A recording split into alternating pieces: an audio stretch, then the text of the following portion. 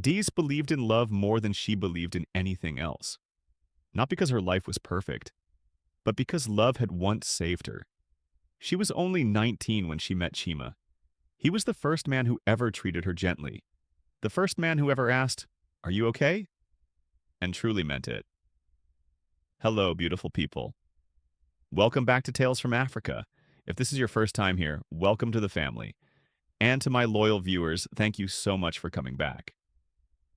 You know, we bring you real stories that teach real lessons. Before we continue, please comment below and tell us where you are watching from. But let me take you back to where it all started. At that time, Adeze was a girl with bright eyes and tired shoulders, born into a home where quarrels were normal and affection was rationed like salt. Chima was the opposite. He was calm, patient, and soft around her. People whispered that he loved her too much, that he worshipped her, that he would do anything for her, that it was unhealthy. Adez didn't care. To her, Chima was safety, a soft landing in a hard world. When he proposed at 22, she said yes through tears.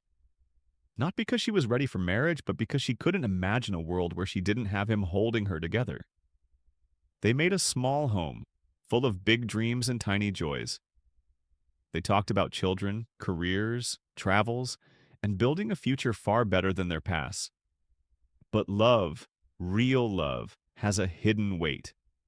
And sometimes the weight falls on the wrong shoulders. It started with little things. Chima lost his job. They said his temper didn't fit workplace culture. Adazi didn't understand. The man she knew was calm.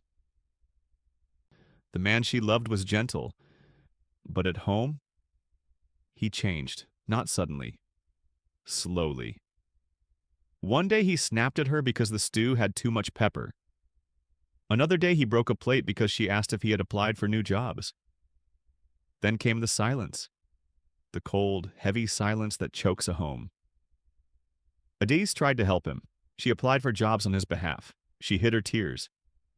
She stayed patient. All marriages have their seasons, her mother said. But Adazi began to realize something heartbreaking. She had married a man who only knew how to love when life felt easy. And now, life was hard.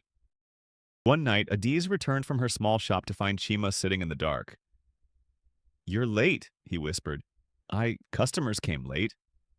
His voice sliced through her excuse. "Are you cheating on me?" She froze. "What?" "Chima, no, I would never." He stood up, eyes wild. "Then why were you smiling with that man at the shop last week?" Adaze swallowed. "That was a customer."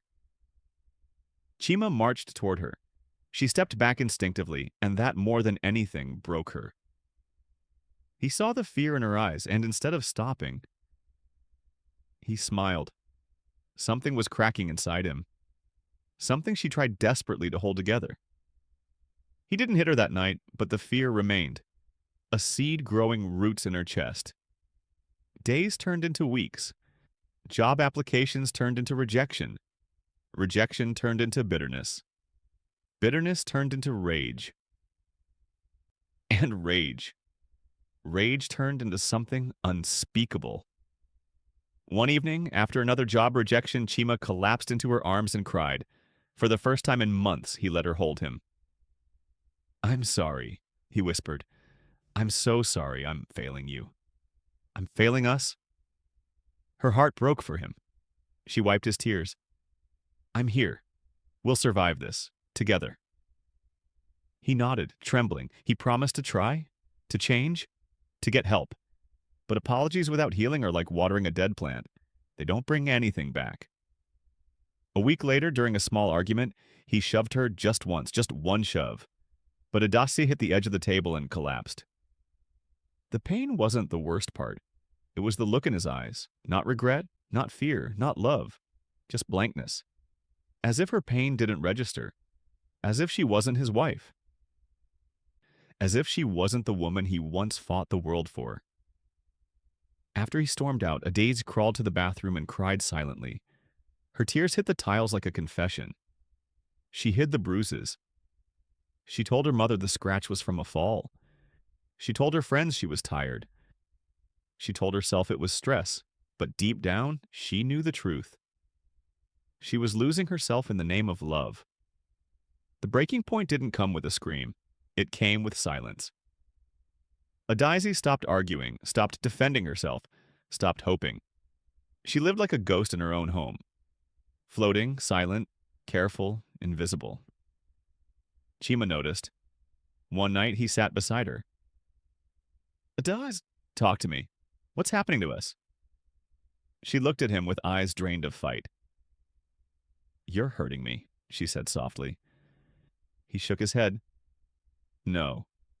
I I didn't mean, you don't have to mean it, she whispered. It still hurts. His eyes filled with tears. Adizay, I love you. She sighed. I know, but your love is killing me.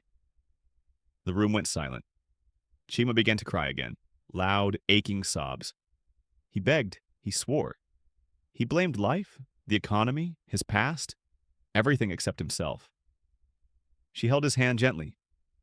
I forgave you the first time, and the second, and the third. But forgiveness without change is like lighting a candle in a storm. Chima trembled. So, you're leaving me?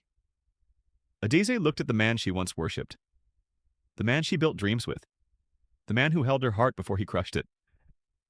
And she whispered, I'm choosing myself. For once, I'm choosing myself. That night, she packed a small bag, just clothes and documents. Memories stayed behind.